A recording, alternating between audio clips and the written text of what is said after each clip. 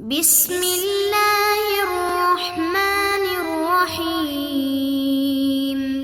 الرحیم السلام علیکم ورحمۃ اللہ وبرکاتہ۔ عزیز طلبہ، آج آثار السنن کا سبق نمبر 86 ہے اور اس سبق کے اندر ہم باب سترۃ المصلی یعنی نمازی کے سترے کا بیان ہے۔ اس باب کے اندر اس کو پڑھیں گے۔ نمازی کے سامنے سے گزرنے سے نماز فاسد ہو جاتی ہے یا نہیں ہوتی، اس مسئلے کی تفصیل بھی ہم آج کے سبق میں پڑھیں گے۔ اس باب کے تحت علامہ نووی رحمہ اللہ تعالی نے 12 احادیث ذکر کی ہیں جن میں نمازی کے سترے کا بیان ہے۔ آج کے سبق میں ہم ان احادیث کا ترجمہ، تشریح اور ایک فقہی مسئلہ کہ نمازی کے سامنے سے گزرنے سے کسی بھی چیز کے گزرنے سے نماز فاسد ہوگی یا نہیں ہوگی۔ سترۃ المصلی، سترہ کہتے ہیں، اس کا لغوی اور شرعی معنی یہ ہے کہ لغوی معنی ہے وہ چیز جس کے ذریعے دو چیزوں کے درمیان آڑ قائم کی جائے، یعنی ان چیزوں کے درمیان آڑ ہو، جیسے ایک چیز ہے اس کے درمیان میں ایک چیز رکھتی، اس طرف ایک چیز ہے، دو چیزوں کے درمیان میں ایک آڑ قائم کی جائے۔ جیسے کہ کوئی دیوار ہے تو یہ دیوار ہم سے ہمارے درمیان اور راستے کے درمیان آڑ ہے، تو اس طرح جو چیز رکھی جاتی ہے اس کو سترہ کہا جاتا ہے۔ شرعی معنی اس کا یہ ہے کہ اس چیز کو سترہ کہا جاتا ہے جو نمازی کے سامنے سے گزرنے والوں سے آڑ قائم کی جائے، جس چیز کے ذریعے سے اس کو سترہ کہیں گے۔ یعنی کہ کوئی بندہ نماز پڑھ رہا ہے تو سامنے اپنے کوئی چیز رکھتی، کوئی لکڑی کھڑی کر دی، جیسے کہ مساجد میں آپ نے دیکھا ہوگا لکڑیاں اس قسم کی وہ ایک جالی سی بنا کے نمازیوں کے راستے کی سائڈ پہ جہاں سے لوگ گزرتے ہیں اس طرف رکھ دی جاتی ہے تاکہ آگے والے اس آڑ کے آگے سے گزر سکے۔ اس کا مقصد کیا ہے؟ مقصد اس کا یہ ہے کہ نمازی کے خشوع خضوع میں کوئی فرق نہ پڑے، سامنے سے گزرنے والوں کی وجہ سے نمازی کے خشوع خضوع میں کوئی فرق نہ ہو، اس کو آگے سے گزرنے والوں سے بچانا ہے، اس کے خشوع اور خضوع کو۔ یعنی جب وہ یہ سمجھے گا کہ میرے سامنے ایک چیز پڑی ہوئی ہے جو مجھے آگے والوں سے گزرنے والوں سے ڈھانکے ہوئے ہے، تو اسے کوئی تشویش لاحق نہیں ہوگی اور وہ عبادت کے اندر اپنے دل کے ساتھ جو ہے وہ خشوع اور خضوع کے ساتھ لگا رہے گا۔ عبادت کی اصل غرض ہی خشوع اور خضوع ہے، تو وہ اس سترہ کی وجہ سے جس سے آڑ قائم کی گئی ہے نمازی کے سامنے، تو اس کی وجہ سے وہ خشوع اور خضوع اس کو حاصل ہوگا۔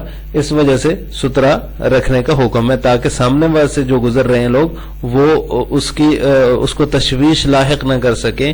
اس کے دل میں اگر وہ اس کا گمان اس طرف جائے گا تو اس کو تشویش لاحق ہوگی اور اس کی نماز کا جو خشوع اور خضوع ہے اس میں خلل آئے گا۔ تو سترہ رکھنے کا مقصد یہ ہے۔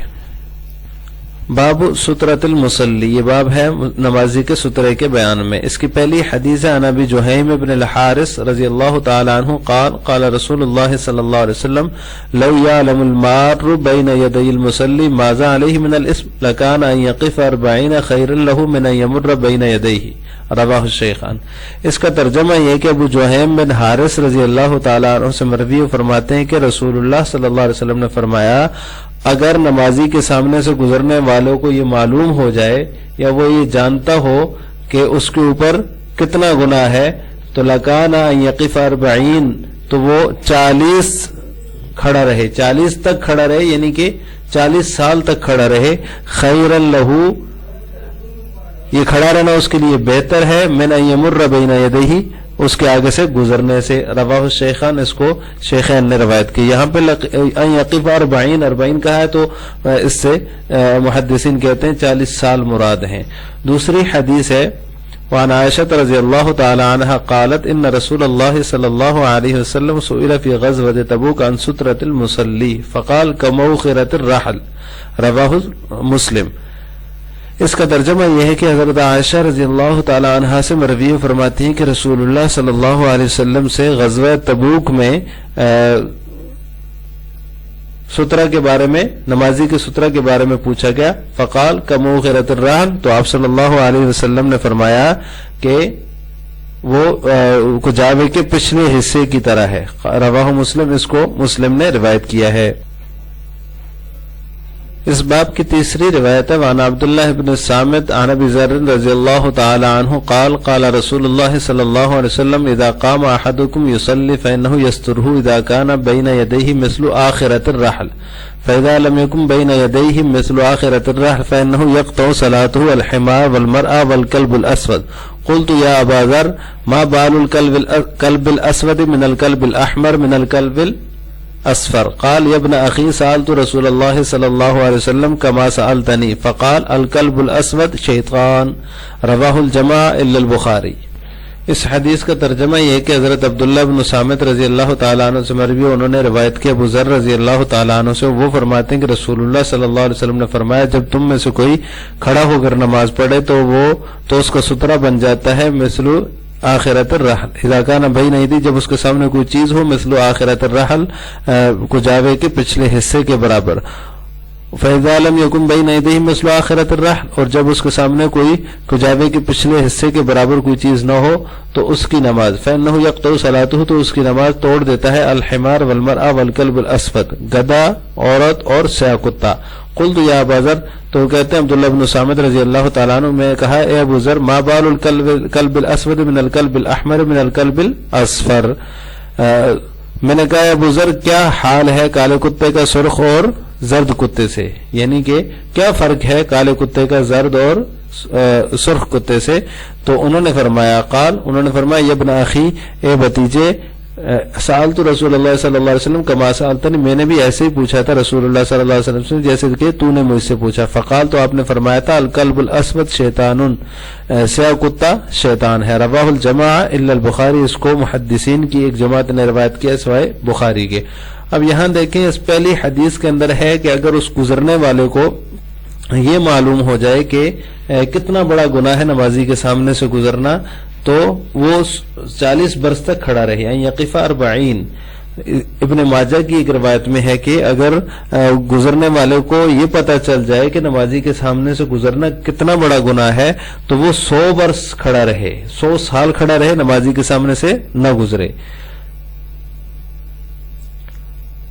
اگر کسی کے سامنے سترہ نہیں ہے، وہ سترہ نہیں رکھا اس نے، اور سامنے سے گزرنے والا کو گزر جاتا ہے، تو اس میں گناہ کس کو ہوگا؟ تو اس میں گناہ کا مدار جو ہے وہ تعدی ہے، یعنی جس کی طرف سے وہ تعدی پائی جائے گی تو وہ گناہگار ہوگا. اگر نمازی کو پتہ ہے یہاں راستہ ہے، لوگ آتے جاتے ہیں، لوگوں کے گزرنے کا راستے کی طرف وہ نماز پڑھ رہا ہے، تو اس کو سترہ رکھنا چاہیے. اگر اس نے سترہ نہیں رکھا تو گزرنے والے پر گناہ نہیں ہوگا بلکہ نمازی پر گناہ ہوگا، تعدی اس کی طرف سے پائی گئی ہے، یعنی گناہ کا سبب وہ بنا ہے.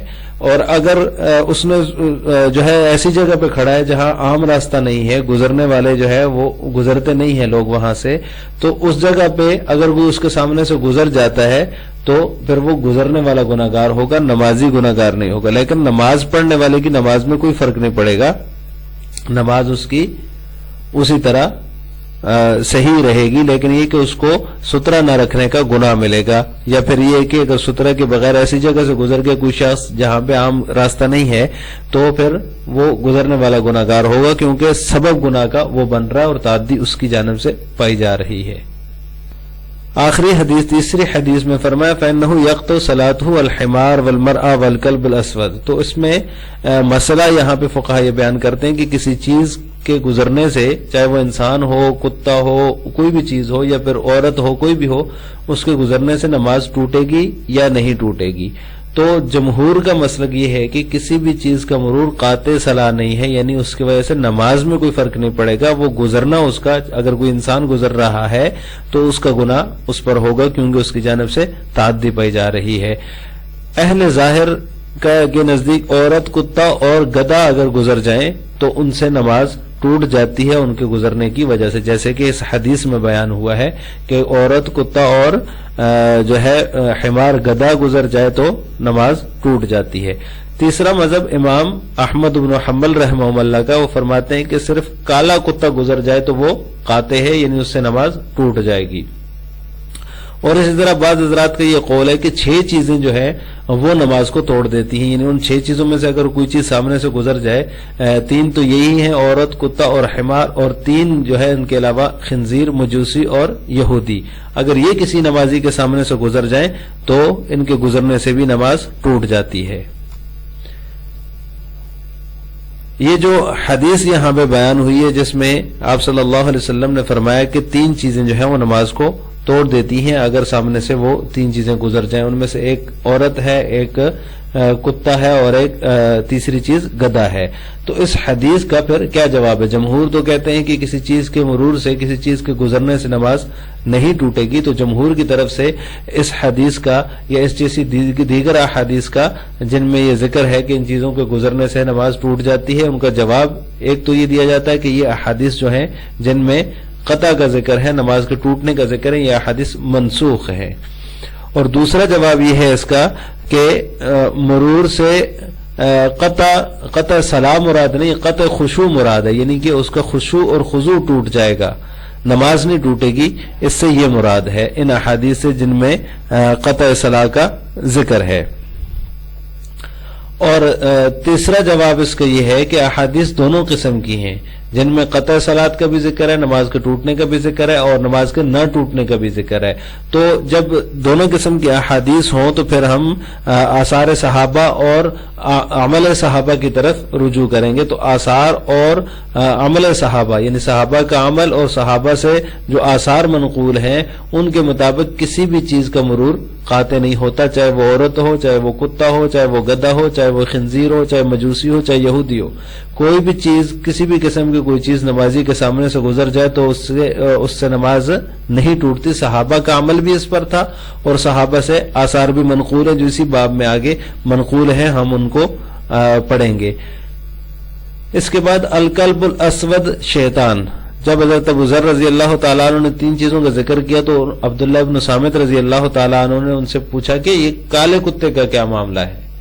کتا تو سرخ ہو یا زرد ہو تو وہ بھی تو کتا ہی ہے، کالے کتے کو کیوں فرمایا؟ تو انہوں نے فرمایا کہ میں نے بھی آپ صلی اللہ علیہ وسلم سے اسی طرح کا سوال پوچھا تھا، تو آپ صلی اللہ علیہ وسلم نے فرمایا کالا کتا شیطان ہوتا ہے۔ تو اس کی توجیہ کیا ہے؟ تو اس کی توجیہ یہ ہے کہ بسا اوقات شیطان کلب اسود کی شکل میں متشکل ہو جاتا ہے، یعنی شیطان اگر کسی کتے کی شکل میں آتا ہے تو وہ کالے کتے کی شکل میں آتا ہے۔ تو اس وجہ سے آپ صلی اللہ علیہ وسلم نے فرمایا الکلب الاسود شیطان، وہ نمازی کو اس کا خشوع اور خضوع بٹانے کے لیے، اس میں خلل ڈالنے کے لیے کالے کتے کی شکل میں آ جاتا ہے۔ اور دوسری چیز یہ ہے کہ شیطان کا استعمال شریر اور سرکش کے معنی میں بھی ہوتا ہے، یعنی جو کوئی شریر، کسی کو بھی کہا جاتا ہے بڑا شریر اور سرکش جو ہو اس کو کہہ دیتے ہیں بڑا شیطان ہے یہ، تو اس کے معنی میں بھی شیطان استعمال ہوتا ہے۔ تو اس وجہ سے آپ صلی اللہ علیہ وسلم نے شیطان کہہ دیے، کیونکہ کلب اسود جو ہوتا ہے، کالا کتا جو ہوتا ہے وہ زیادہ شریر ہوتا ہے اور وہ زیادہ نقصان دینے والا ہوتا ہے، اس لیے اس کو شیطان کے لفظ سے تعبیر کر دیا۔ آج کے سبق کا خلاصہ یہ ہے کہ ہم نے باب سترۃ المصلی کی 3 احادیث کا ترجمہ، تشریح اور ایک فقہی مسئلہ کہ نمازی کے سامنے سے اگر کوئی گزر جائے تو نماز فاسد ہوگی یا نہیں ہوگی، اس مسئلے کی تفصیل پڑھی ہے۔ اس میں 4 قسم کے مذاہب تھے۔ جمہور کے نزدیک کسی بھی چیز کا مرور قاطع صلاح نہیں ہے، یعنی اس سے نماز نہیں ٹوٹے گی۔ اہل ظاہر کے نزدیک 3 چیزیں ہیں، کتا، عورت اور گدھا، جبکہ امام احمد رحمہ اللہ تعالیٰ کے ہاں صرف کتا گزر جائے تو نماز ٹوٹ جاتی ہے، اور بعض حضرات کے نزدیک 6 چیزیں ہیں جن سے نماز ٹوٹ جاتی ہے۔ ان میں 3 چیزیں تو یہی ہیں، عورت، کتا اور گدھا، اور 3 چیزیں خنزیر، مجوسی اور یہودی ہیں۔ تو یہ آج کے سبق کا خلاصہ ہوا۔ آخر میں آپ سے 2 سوال ہیں۔ پہلا سوال یہ ہے کہ کیا نمازی کے سامنے سے عورت گزر جائے تو نماز اس کی ٹوٹ جائے گی یا نہیں ٹوٹ جائے گی؟ اس کا جواب آپ نے کمنٹ باکس میں دینا ہے۔ نمبر 2، جن احادیث میں قطع کا ذکر ہے ان کا جواب کیا ہے؟ اس سوال کا جواب بھی آپ نے کمنٹ باکس میں دینا ہے، یعنی جن چیزوں کے گزرنے سے نماز کے قطع ہونے کا، نماز کے ٹوٹنے کا جن احادیث میں ذکر ہے ان احادیث کا جواب کیا ہے؟ اس کا جواب بھی آپ نے کمنٹ باکس میں بتانا ہے۔